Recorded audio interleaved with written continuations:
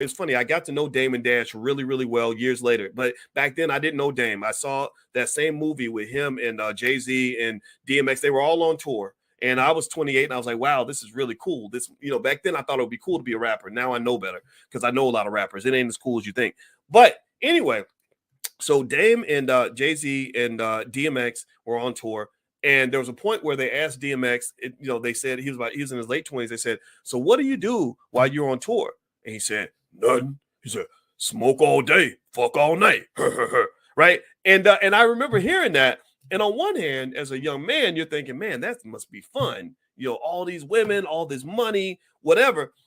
But then you look at what DMX's life became after he hit about between 30 and 35, you start seeing him on the decline, and then you see him in his 40s and he's a complete mess. He's a drug addict.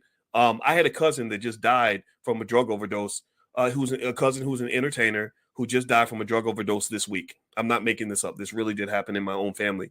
And so sometimes if you're short-sighted, what you think is success is really the pathway to failure. What you think is heaven is actually hell. You think that God blessed that person when really it was the devil blessing you. The devil can bless you too. As my friend D1 likes to say, the devil's blessings are better than God's blessings, because the devil's blessings come with a lot of dopamine attached and a lot of shiny objects that make you think that you're doing well.